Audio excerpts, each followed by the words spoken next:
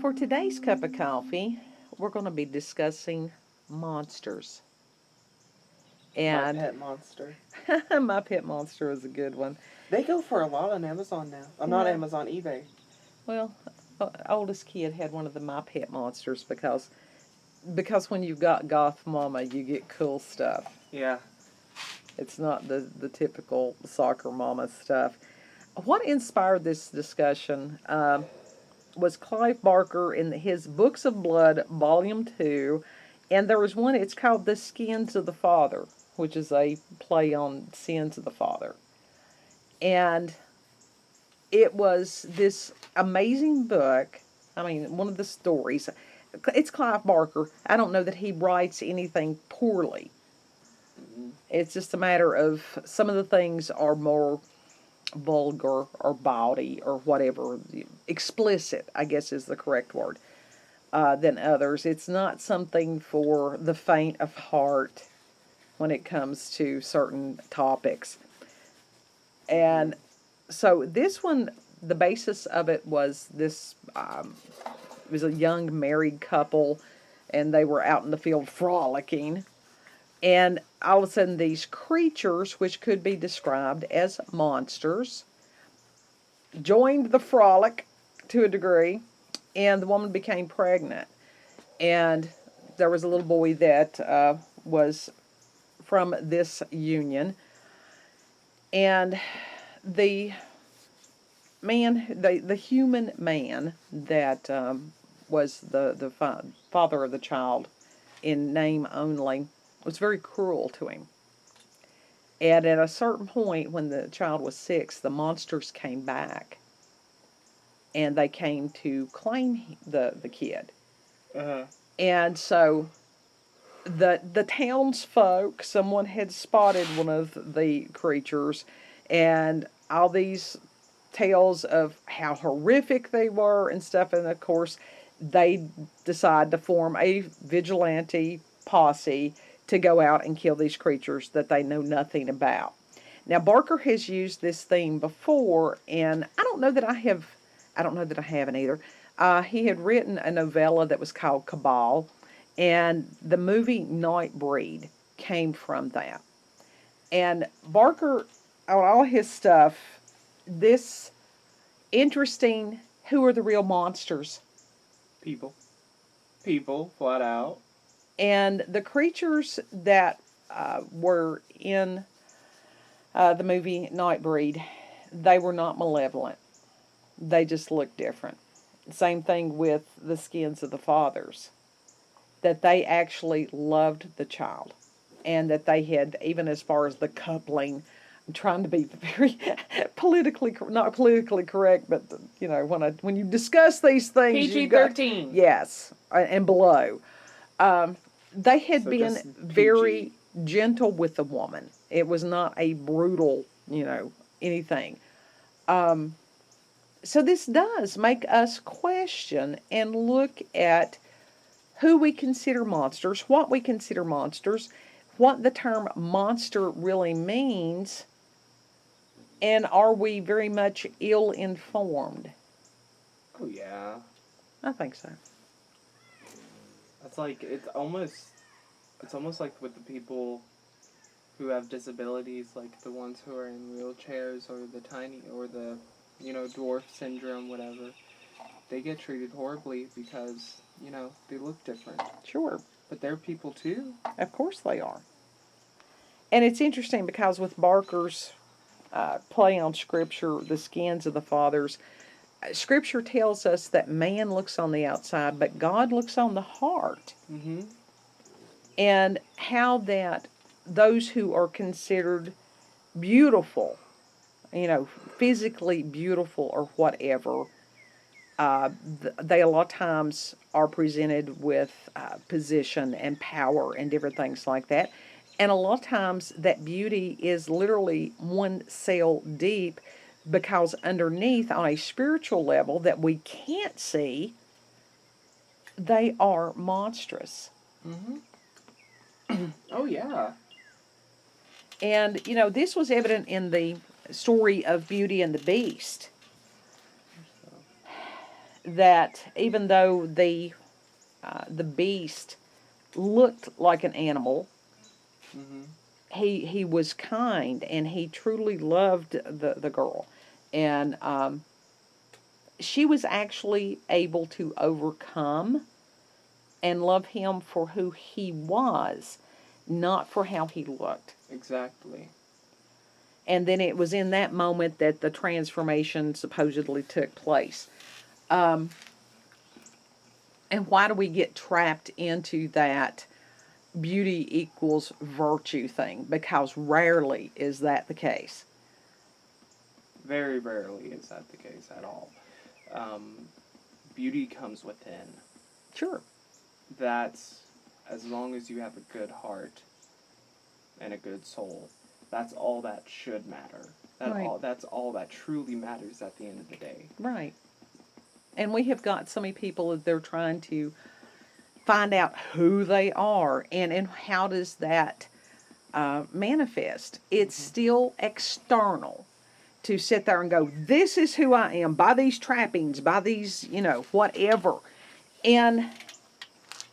But are they at peace internally? Oh no. Most of the time, the people who are physically beautiful, they are in hell in their own mind.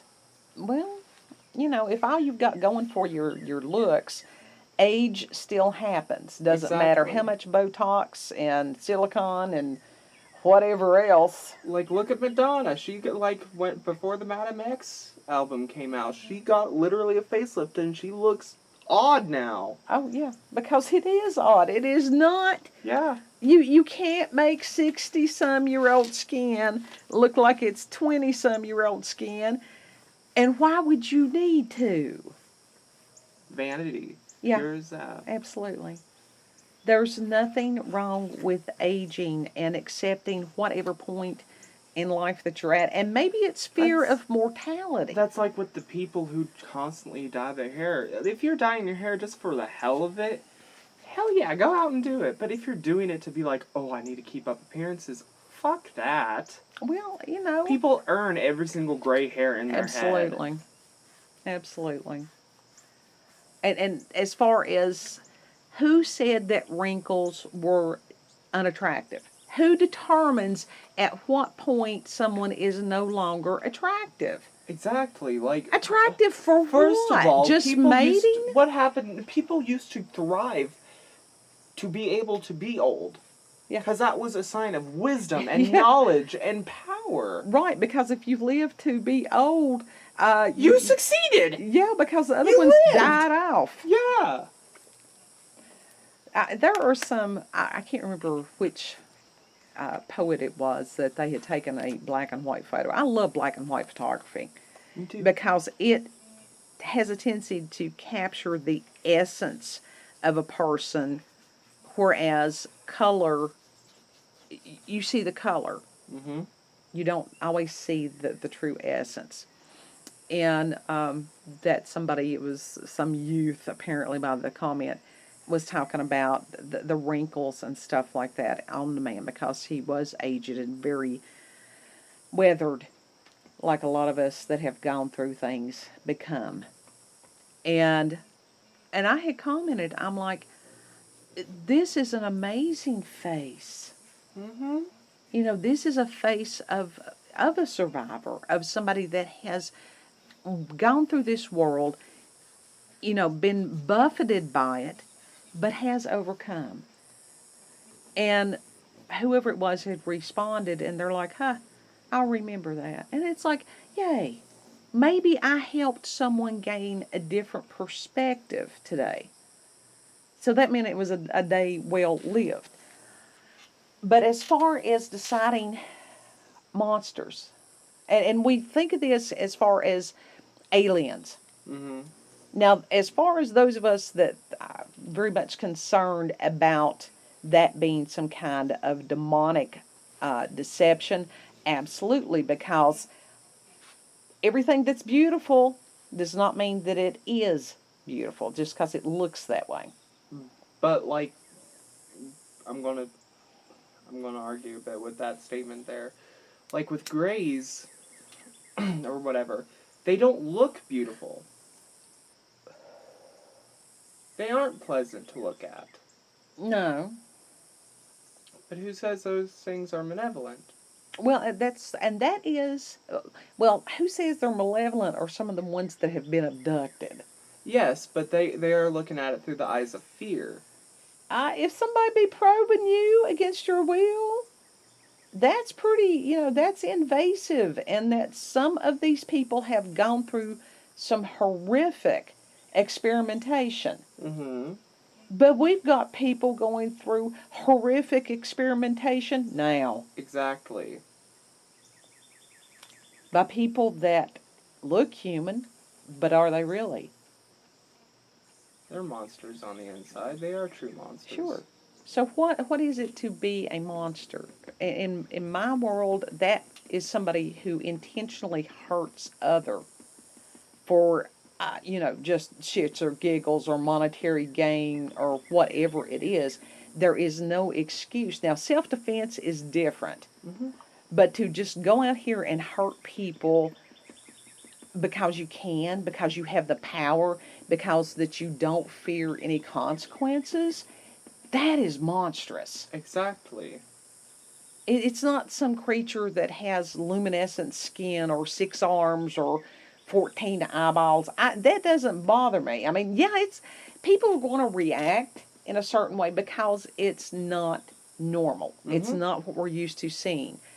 But if that creature, proves itself to have honor and value and, and valor, then it's not a monster. It just looks different. Exactly.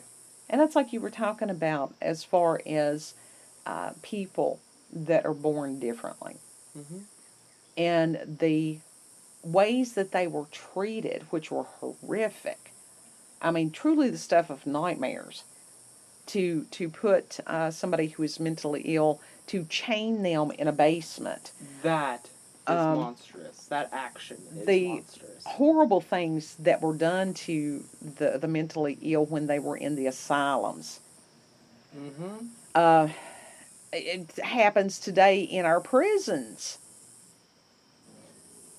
Not to the same degree. They're not usually turning the fire hoses on them. But we, for a fact, have seen, as far as to keep somebody who's schizophrenic in a cell by himself continually. Yeah. And then you had the people with the children who did not meet their standards. If a child did have a physical deformity. Mm-hmm. Or something like that. A lot of times those children There centuries ago were killed. And after that, there have been many cases of them being just hidden away in the basement or the attic. Absolutely. Absolutely. Because they worried what the neighbors would think. Uh-huh. That's barbaric. Absolutely, it's That's barbaric. beyond monstrous. That's just flat out evil. Yes. Flat out. Because somebody was worried about what others thought of them. And so they threw these kids, just threw them. I mean, horrific. Mm-hmm. And so things that did not seem monstrous then, in retrospect, we can look at that and go, that was horrible. Yeah. Because there for a while we were continuing to evolve as a species as far as kindness and compassion and empathy and understanding. But I swear to you, we've gone backwards. We have in a lot of ways. If you hear strange noises over here, kid has developed hives. Horribly. And I suspect he's having an allergic reaction to the antibiotics. So I didn't want that out. I didn't want that out there, but she said it anyway. They can hear you digging. They can hear you digging.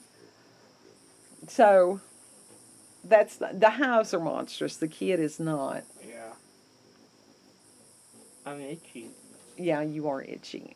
But to separate behavior from an individual, and that's where Mhm. you get, it's not splitting hairs. Why do people do what they do? The behavior may be monstrous, but if you've got somebody that is mentally ill, Mhm. are And they a monster? no. Well, that's like, for example, Julie, my ex coworker Julie from the burger joint. She would be, yeah, physically she's an intimidating woman. Yeah. But when you actually get to know her, she's quite awesome. She's Well, quite yeah. lovely. Yeah. So it's one of those that she could use that to her advantage She if she does. needed to. She does. And, to sort of be guarded. And it's interesting She is very because, guarded too. this 2x2 box, as far as the image of beauty, especially for women, Mm-hmm. that only 1% of the population can achieve. Yeah, exactly. And it's like, What what you're the in a lot. hell? What the hell? You know? Mm-hmm. Who determined what is beautiful? I understand it has to do with symmetry. But is it not better to have someone who is a beautiful person for who they are rather than somebody that is I'm not even the C word, and be physically attractive?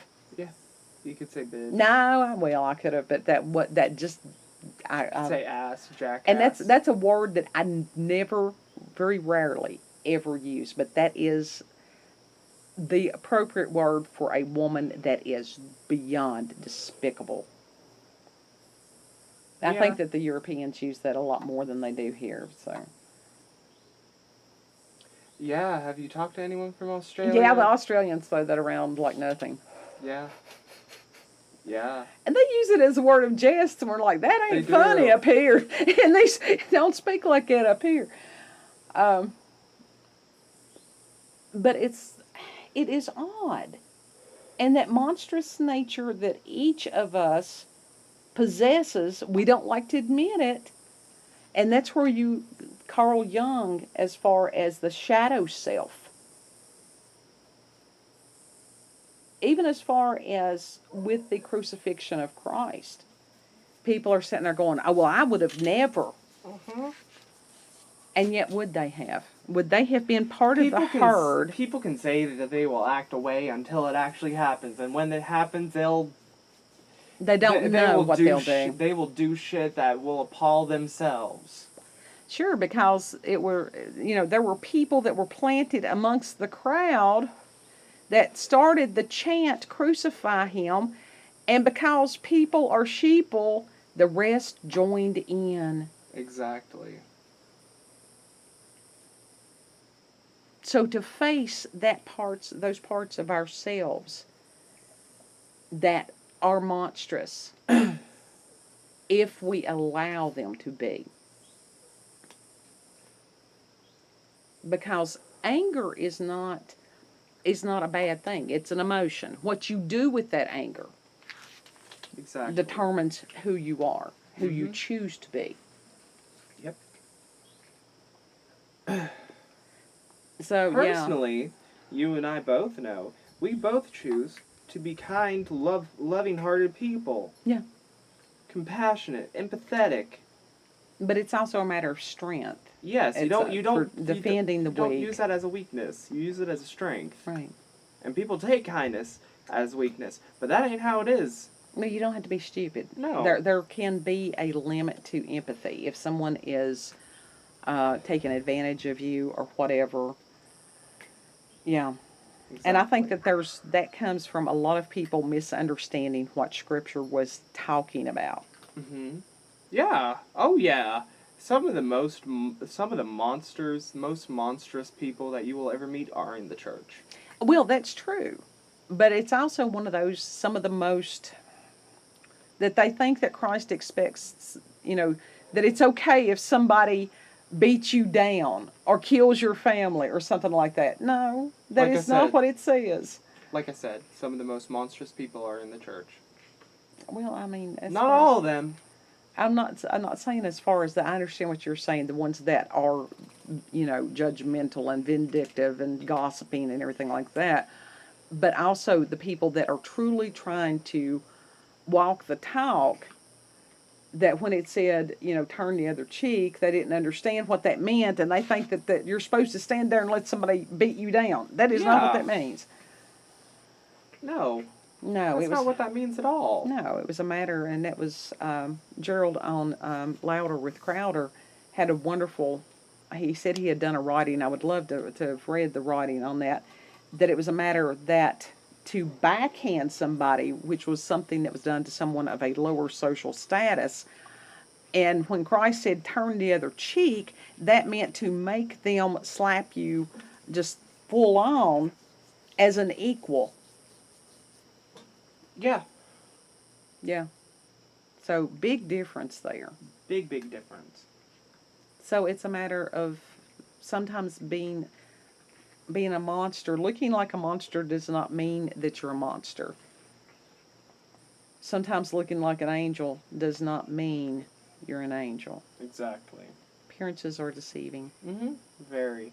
So, I mean, the Sasquatch may be a very wonderful, kind, caring creature. Literally, from what I heard, it's actually one of the most gentle creatures out there. It's just scary. It's just scary looking. It's big and hairy and stinks. Yes. And it doesn't know how to communicate properly, and it throws stones because they're scared. And it doesn't know how to bathe. They throw. Well, yeah, they don't know how to bathe, but they throw. If it throws a rock at you, it's either trying to figure out what it is, who it is, if it's going to hurt them or not, and try to scare them away. Sure, that's most animals. Mm-hmm. For example, with cats, why do they hiss? Why do they hiss at humans? Because they think that they're going to attack us, or do they think that we're going to attack them because we are big? We are bigger than them. And loud. And loud. Louder than them. Yeah. So, there's always usually a reason, other than somebody just being monstrous because they can be. And people think rodents are evil. Now, yeah, some of them can have a temperament, but no. Like rats, they are some of the most gentle creatures out there. Well, you get that whole bubonic plague thing going. And it wasn't even the rats, it was the fleas that was on the rats. Well, and it was either the bacteria or I think it was parasites inside the gut of the fleas. Yes. That were on the rats. And the reason there were so many rats were because that people went stupid and killed the cats. Yes. Because they were afraid that there were witches. Exactly. And so, yeah. They're afraid of what could have been rather than what was. Yeah. And that's the reason, as far as doing the little phobias and stuff, to face fear. Mm-hmm. Why are you afraid? What are you really afraid of? And that's something that I was listening to Leo King and him talking about the next few days and stuff. We've got a full moon coming up on the 24th, and he was saying as far as stuff has been revealed lots, but it's going to get even more. Yeah. Their Monday or Tuesday. And just to be prepared and do not follow the herd. Nope, do not. Do not. Do not be part of the masses with the torches and the pitchforks. Don't get itchy either. God love him. I'm going to give him Benadryl. So if you all have encounters with the paranormal or supernatural, if you've had experiences with UFOs or aliens, cryptids, Bigfoot, chupacabras, wendigos, anything like that, if you've had experiences with altered or alternate realities, just send us an email with cupofcoffeewithscream@gmail.com, and you all have a beautiful, blessed day. Itchy! Choose not to be a monster. Itchy!